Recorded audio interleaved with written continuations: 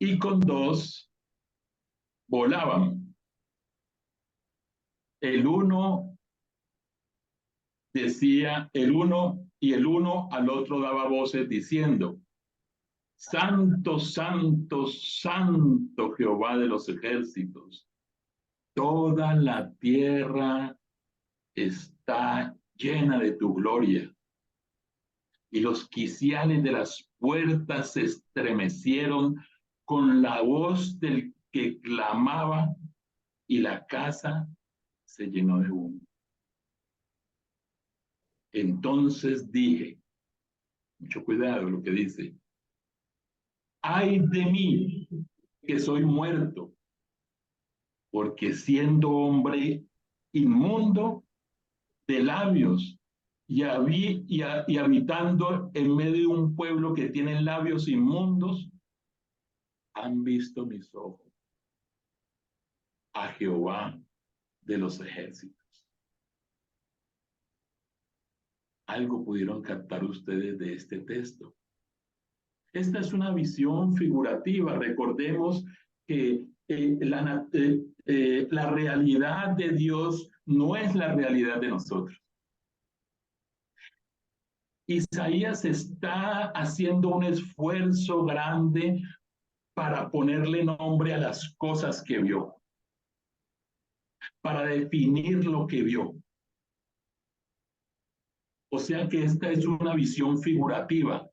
Dice ahí que el templo se abrió de golpe para ver incluso hasta el lugar santísimo. El profeta está de pie fuera del templo. Ve la presencia divina que está sentada en un asiento. Es el asiento de la misericordia, me imagino. Levantado sobre el arca de la alianza, entre los querubines, los serafines, y la gloria de él llenaba todo el templo, dice. Dice que vio a Dios en su trono. Y luego dice, desde el 6 en adelante, dice, y voló hacia mí uno de los serafines, teniendo en su mano un carbón encendido, tomado del altar con unas tenazas. Y tocando con él sobre mi boca, dijo, he aquí que esto tocó tus labios y es quitada tu culpa y limpio tu pecado. ¿Es quitada qué? Tu culpa y limpio tu pecado. Vamos a leer hasta ahí, porque me llama mucho la atención. Esta visión la explica el apóstol Juan en Juan 12, del 37 al 41. Dice que cuando Isaías vio la gloria de Cristo y habló de él como prueba fehaciente de que nuestro Salvador es Dios. Busquemos Juan 14, Juan 12. ¿Me oyen? ¿Sí? Juan 12, Sí. del 37 al 41, rápidamente. Juan 12, del 37 al 41. Dice, pero a pesar de que había hecho tantas señales delante de ellos, no creían en él, para que se cumpliese la palabra del profeta Isaías que dijo, Señor, ¿quién ha creído a nuestro anuncio? ¿Y a quién se ha revelado el brazo del Señor? Por eso no podían creer, porque también dijo Isaías, cegó los ojos de ellos y endureció su corazón para que no vean con los ojos y entiendan con el corazón y se convierta y yo los sane. Mis queridos hermanos,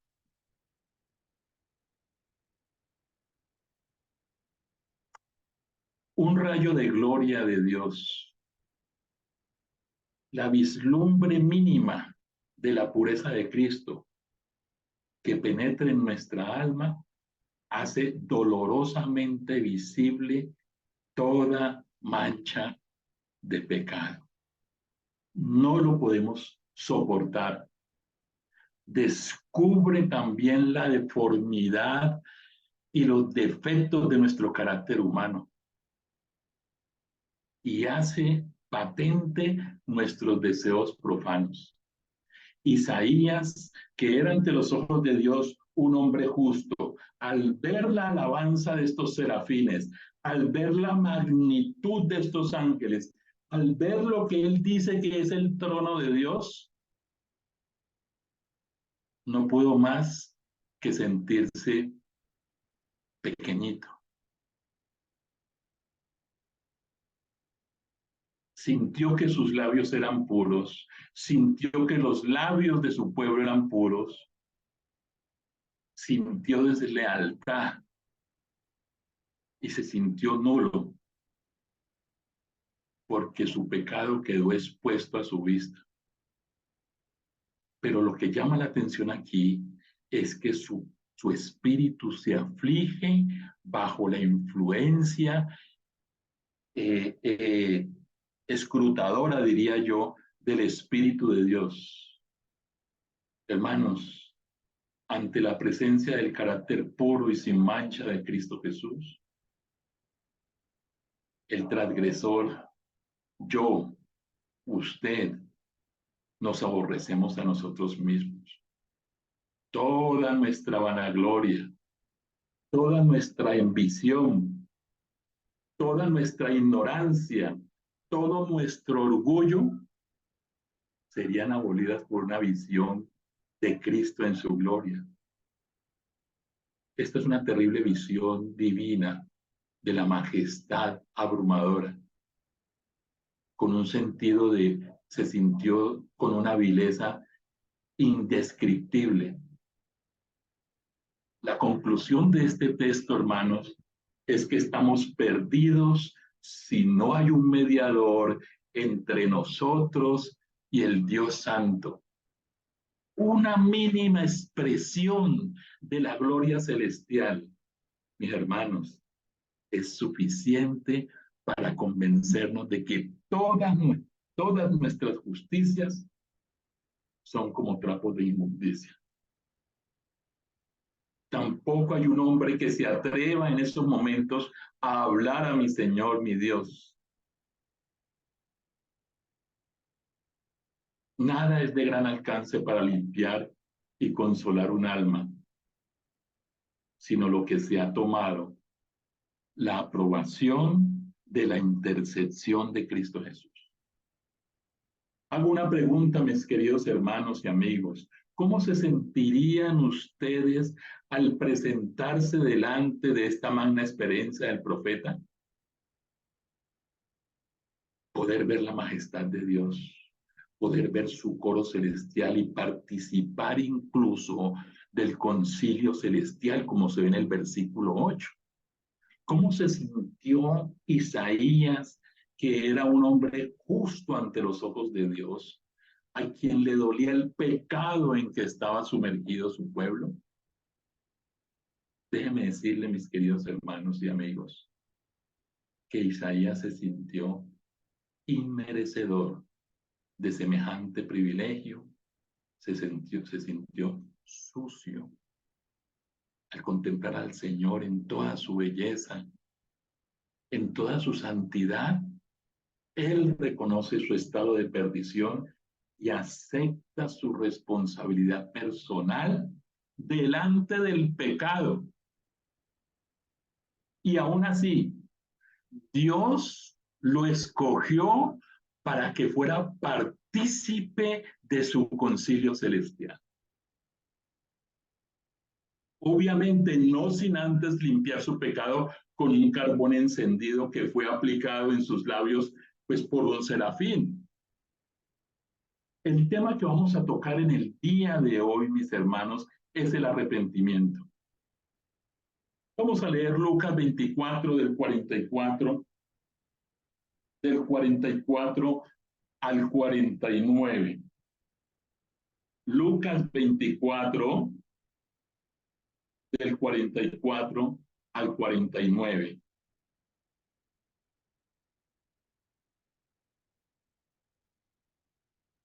Dice, y les dijo, estas son las palabras que os hablé, estando aún con vosotros, que era necesario que se cumpliese todo lo que está escrito de mí en la ley de Moisés, en los profetas y en los salmos. Entonces les abrió el entendimiento para que comprendiesen las escrituras. Y les dijo, así está escrito, y así fue necesario, así está escrito, y así fue necesario que el Cristo padeciese y resucitase de los muertos al tercer día. Ojo al 47 que dice, y que se predicase en su nombre el arrepentimiento y el perdón de los pecados en todas las naciones, comenzando desde Jerusalén. Y que vosotros seáis testigos de todas estas cosas. Y he aquí, enviaré la promesa de mi Padre sobre vosotros, pero quedaos vosotros en la ciudad de Jerusalén hasta que seáis embestidos de poder. La palabra de Dios muestra desde lo alto, la palabra de Dios muestra dos aspectos al hablar del arrepentimiento. ¿Qué quiere decir? Quiere decir reconocer mi pecado con poder piadoso y la decisión y el compromiso de mi parte de cambiar la dirección o rumbo. O sea, yo voy para esta dirección y cambio mi dirección, cambio mi rumbo, le doy la espalda al rumbo que llevaba anteriormente. Arrepentirse, mis hermanos, es más que sentir, que sentir dolor por mi pecado. Es más que sentirme mal por el pecado. Arrepentirse es eh, más que tener remordimiento por el hecho de haber pecado ante Dios.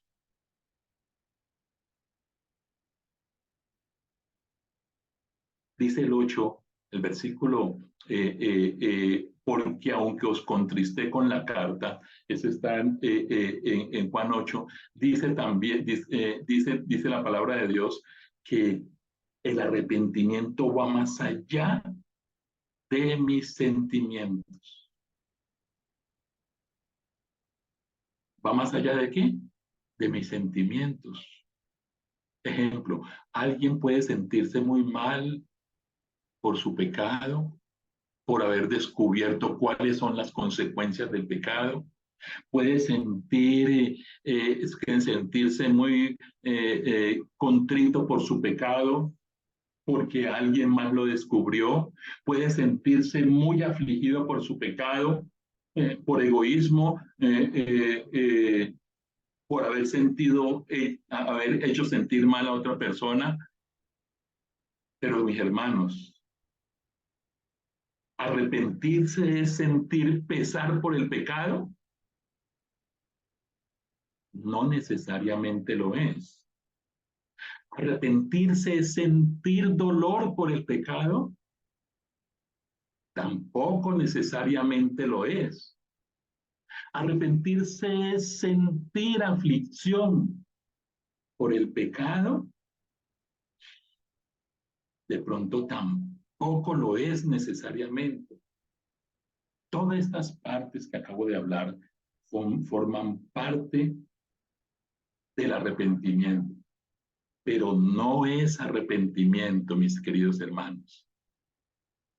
En el Antiguo Testamento, la connotación de arrepentimiento es Voy en esta dirección y volteo. Es como si yo voy para Palmira, convencido de que voy para Palmira, de pronto me sale un aviso grandísimo que dice Jamundí. ¿Qué haría cualquiera de ustedes en ese caso? Inmediatamente, ¿qué hace? Voltear, devolverse, buscar la forma de devolverse. Cuando una persona se arrepiente de su pecado, cambia de parecer inmediatamente. Es un cambio en su mente, que es el corazón. Es un cambio de dirección y de comportamiento. Es un cambio, mis hermanos, de conducta en nuestras vidas. De lo contrario, ¿qué significaría arrepentirse para mí? No quiere decir únicamente dolor, pesar, remordimiento por algo que hayamos hecho. No quiere decir tampoco angustia. Hay varias facetas del arrepentimiento que vamos a tratar de explicarlo en este tiempo que nos queda. En realidad, la palabra arrepentimiento significa girar, un cambio de parecer, un cambio de mente. A veces nos arrepentimos porque estamos con problemas y queremos perdón, queremos ir al cielo, pero no estamos tristes por haber pecado. En la primera oportunidad que tengamos, probablemente volveremos a hacer todo nuevamente. Nuestra gran oración debería ser: Señor, ayúdame a arrepentirme de verdad. La Biblia dice en Romanos 2:4 que es Dios quien nos da el arrepentimiento. Hermanos, nosotros por el mismo pecado a veces ni sentimos dolor por nosotros mismos, pero cuando vemos la bondad divina, esto, mis hermanos, hace que sintamos tristeza por las cosas equivocadas que hacemos. Ustedes se preguntarán, deben estar intrigados, ¿cómo puedo yo pensar como piensa Jesús acerca de nuestro pecado y estar de acuerdo con él? Hay una forma, hermanos, cuando nosotros nos arrepentimos, si creemos que es genuina o no la forma de arrepentimiento.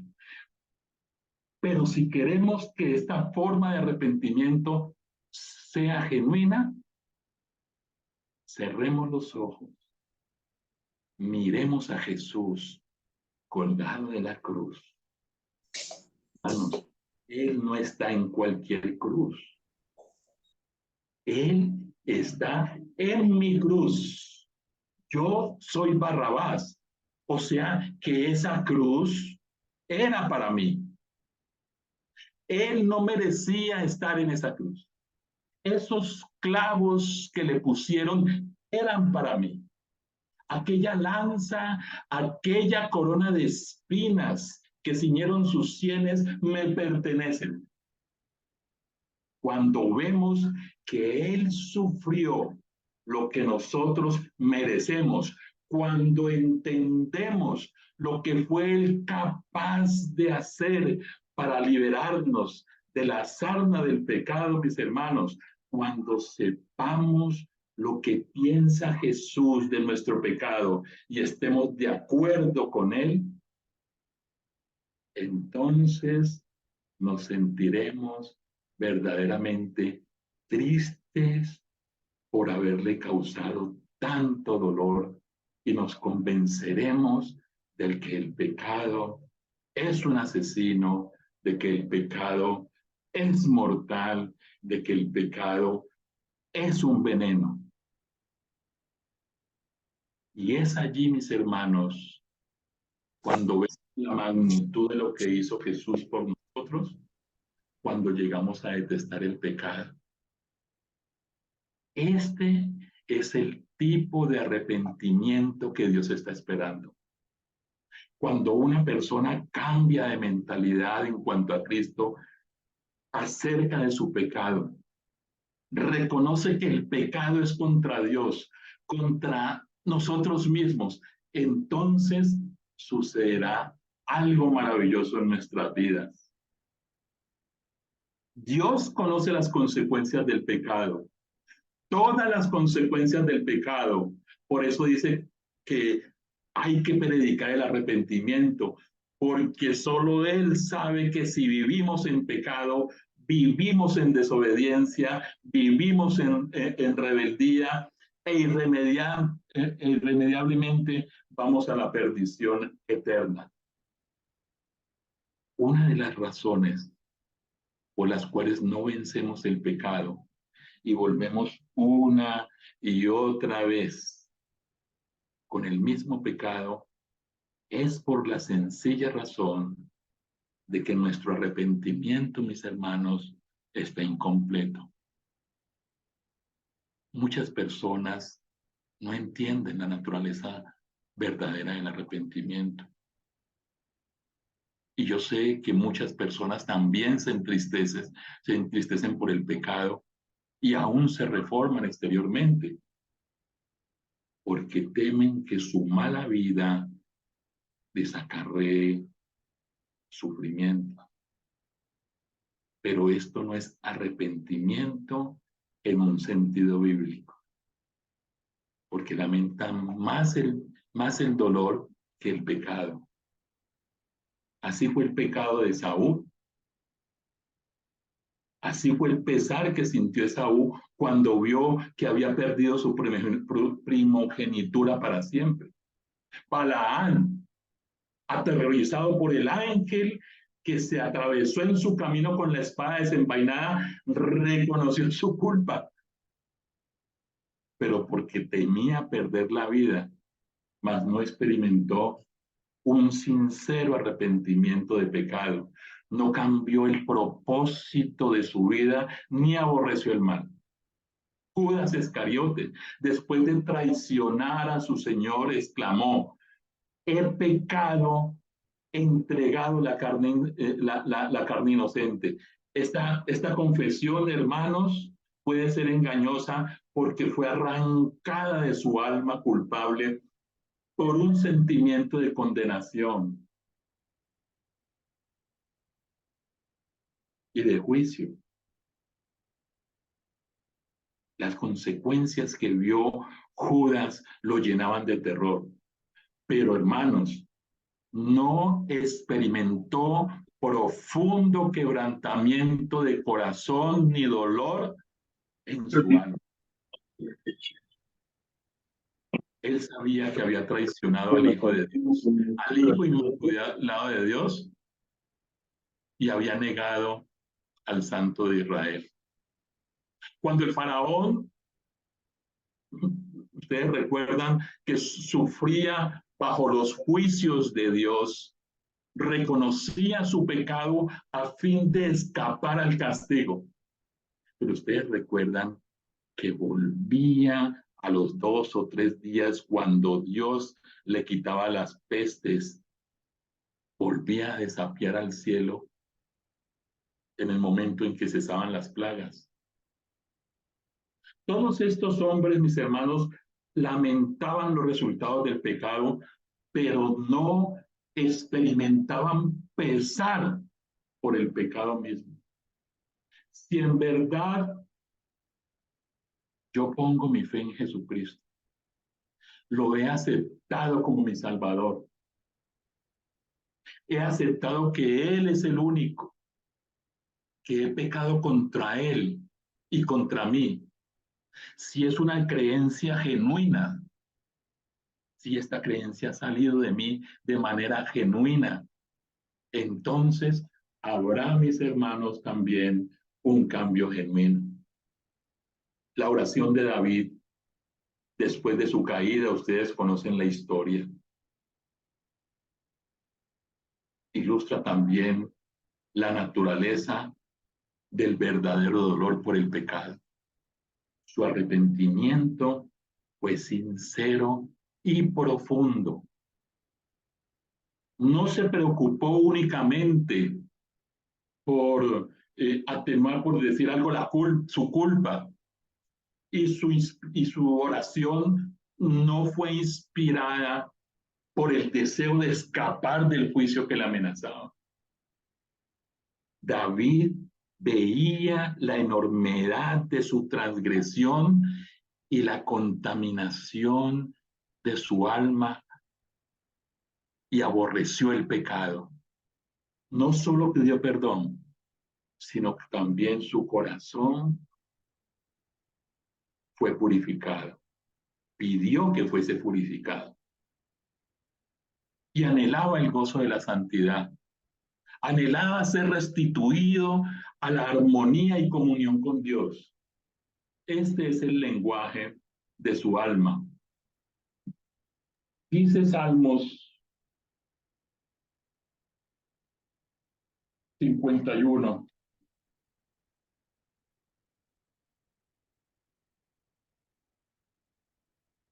Dice 51:10.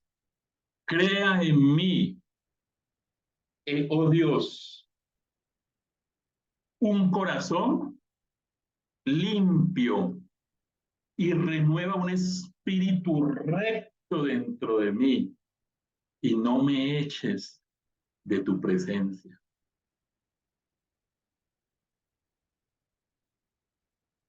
Qué forma, hermanos, de él arrepentirse. Sentir un arrepentimiento como este es algo que supera nuestro propio poder y se obtiene únicamente de Cristo, quien ascendió a lo alto y pues ustedes saben que dio dones a los hombres y precisamente este es el punto donde debo ir a Dios y pedirle que me enseñe a ver mi pecado desde su perspectiva. Al yo ver mi pecado como lo ve Dios, que está mal, que es contra Él, que, que está en contra mía también, que tiene consecuencias malas y devastadoras, y también Dios lo ve de esta manera, sabremos que Él odia ese pecado, que tiene consecuencias malas y devastadoras, que debo desecharlo, que debo confrontarlo y que debo dar media vuelta y alejarme de él. Debo dejarlo a un lado, que él quiere que ese pecado mío también esté fuera de mí. Ahora, al acudir a Dios, al confesar, al estar de acuerdo con él, que esto es contra mí, que esto es contra él, que este pecado entristece su espíritu, que no cuadra con mi vida, que él quiere sacarlo de mi vida, entonces en ese momento tomo una decisión, pero es una decisión genuina. Doy un giro, interrumpo la dirección en que iba, le doy la espalda a esa dirección y me alejo de ese pecado o de esa forma de vida. Esto, mis hermanos, es arrepentimiento completo y genuino. Arrepentimiento completo no es sentirse mal porque me hayan atrapado ni porque esté avergonzado. Arrepentimiento completo y genuino es una confesión que es un acuerdo con Dios de dar mi espalda a pecado y alejarme de él. Por eso es que cada vez que asoma un pecado en nosotros o en nuestra vida, debemos inmediatamente arrepentirnos. Dios quiere que nosotros nos arrepintamos. Pero eh, eh, hay algo que me gustaría que entendiéramos de todo esto, de lo que hemos visto. El arrepentimiento es un regalo de Dios. El arrepentimiento no es algo que nosotros podamos producir o podamos lograr. El arrepentimiento es algo que recibimos. El arrepentimiento es un don de Dios. O sea que el arrepentimiento del que tratamos de producir por nuestra propia cuenta, cualquier arrepentimiento que genere, que generado por nosotros mismos, no es genuino, no es genuino. Podremos sentir tristeza por nuestras malas acciones, podremos lamentar los resultados de nuestras malas acciones, pero a menos que recibamos el regalo del arrepentimiento que proviene de Dios, seremos incapaces de avanzar. Ahora, la tristeza genuina por el pecado también es un regalo de Dios. La tristeza por haber llevado una vida separada de Dios puede provenir únicamente del mismo Dios. Y el acto de apartarnos de los pecados también, mis hermanos, es un regalo.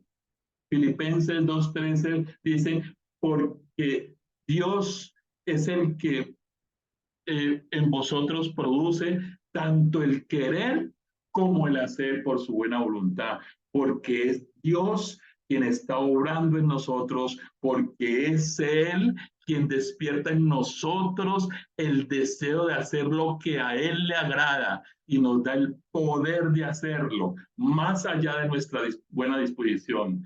Pero lo mejor de todo, mis hermanos, es que Él lo hace porque así lo quiere.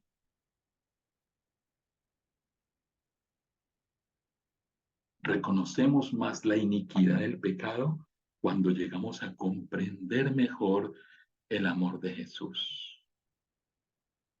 A medida que vamos estudiando la Biblia, que comprendemos y la vida de Cristo, y comprendemos también su sacrificio, el que realizó por nosotros en la cruz, nuestro corazón es quebrantado y experimentaremos, mis hermanos, un arrepentimiento genuino. Y rápidamente, la tercera parte tiene que ver con acudir a Él. Mateo 11:28, todos los conoces. Venid a mí todos los que estéis trabajados y cargados, porque yo os haré descartar. Es una virtud que proviene de Cristo, que nos induce a un arrepentimiento genuino. ¿Sí? Para terminar, hermanos, voy a leer una parte del Camino a Cristo que dice, página 40 y 41, dice aquí en este libro, de pronto en el otro libro, me parece que es la 19 y 20, dice Cristo es la fuente, dice, Cristo es la Cristo es la fuente de todo buen impulso. Es el único que puede implantar en el corazón enemistad contra el pecado. Todo deseo de verdad y pureza, toda convicción de nuestra propia pecaminosidad evidencian que el Espíritu Santo está obrando en nuestro corazón. Es verdad que a veces los hombres se avergüenzan de sus caminos pecaminosos y abandonan alguno de sus malos hábitos antes de darse cuenta de que son atraídos a Cristo. Pero siempre que, animados de un sincero deseo de hacer el bien, hacen un esfuerzo por reformarse. Es el poder de Cristo el que los está atrayendo, una influencia de la cual no se dan cuenta, obra sobre su alma. Su conciencia se vivifica y su conducta externa se enmienda. Y cuando Cristo los induce a mirar su cruz, a contemplar a aquel que fue traspasado por sus pecados, el mandamiento se graba en su conciencia.